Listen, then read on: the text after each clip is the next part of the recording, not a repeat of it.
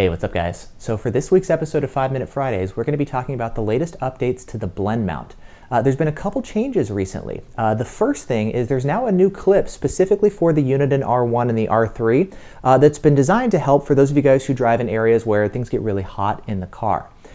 The second change, a lot of you guys have been asking me about Blendmount compatibility with the Escort M1 Dashcam that's designed to connect to the sticky cup, but what about mounting it to the Blendmount?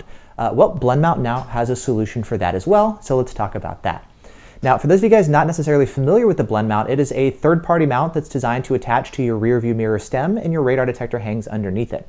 I've been running it for the past couple weeks or so, testing the new version of the R3 mount, and I've actually really been liking it. I love the fact that the detector hangs down lower, which makes it easier to reach and mute the detector or activate the GPS lockouts. I like that it gives me more room on the windshield for, well, all the other stuff that I'm running, just to kind of take that off. Or better yet, if it's really sunny out, without the detector right next to my rearview mirror, I'm able to flip down the sun visor and, well, now I'm able to block out the sun when I'm driving, which is really nice. And so, yeah, I've been finding a lot of benefits to it, and I've actually switched over running my R3 full time from next to my rearview mirror to underneath it with the Blendmount. Now, speaking of the new clip for the R3, let's run through real quick the different generations. This is actually now the third version of the R1 and the R3 clip.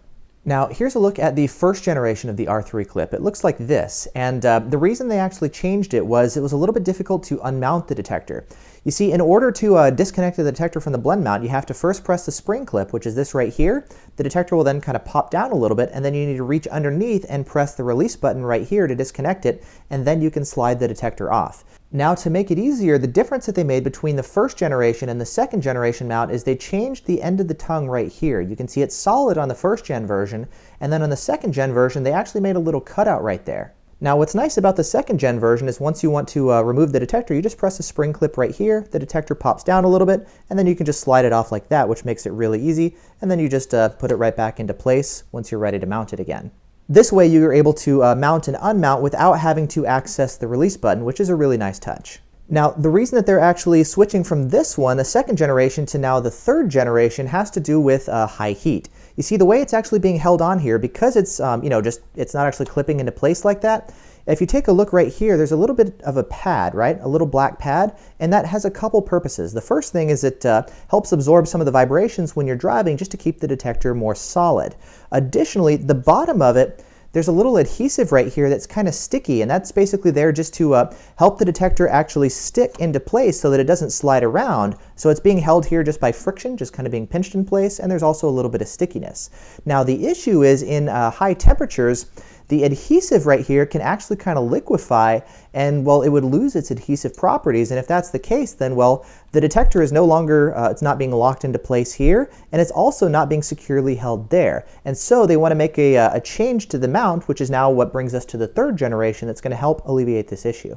Now, here's a look at the first generation mount and the third generation mount. You'll notice what they both have in common is the fact that right here, this is now solid again, right? There's no longer a cutout there like we have with the second gen mount. This means that you're going to need to access the release button in order to disconnect the detector, and if you look at the top of the mount, you'll see another change.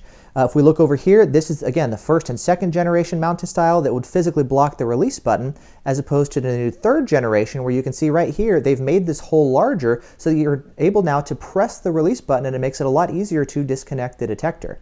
So this way, when it's mounted, you've got the ability to press the spring clip here, and you have the ability to really easily access the release button right there, just sticking your finger straight through the mount, as opposed to having to kind of stuff it underneath. And so now it's going to securely lock into place here, and because you need to press the release button, they're now actually making it much easier for us to press the button. And so this is now the third generation of the Blendmount clip for the R1 and the R3.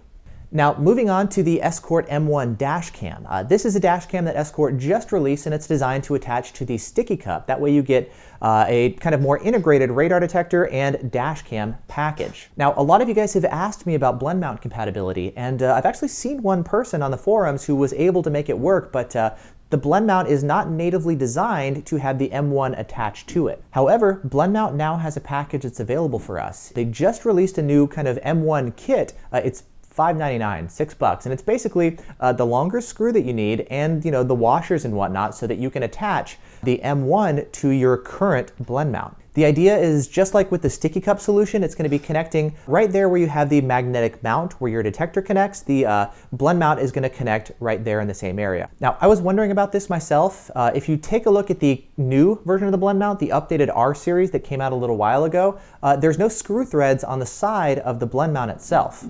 However, if you take a look at the previous gen of the blend mount, and you can also get this like middle clip for it, you'll see there's actually a screw thread right here. However, if you look at the screw that they use for the M1 and for the sticky cup, it's actually a little bit too big to fit in here. It doesn't physically fit, and so you can't connect it there if you happen to have the older version of the blend mount.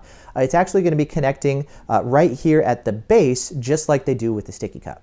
So for those of you guys interested in M1 compatibility for your blend mount, I'm going to link to the kind of the update package that Blendmount now has available. That'll be down in the video description, as well as the link to where you can buy the blend mount itself with a discount coupon to save you guys some cash, dropping the price of the blend mount down. So there you go. There's the latest updates for the blend mount. We've got a new clip for the R1 and the R3, as well as now additional compatibility for the M1 Dashcam. And speaking of the Dashcam, I just posted my initial impressions on my website. I'll link you to that as well if you'd like to take a look. But anyway, yeah, there you go. There's the latest updates. Thanks for watching. I hope you guys have found this helpful, and I'll see you in the next video. Bye.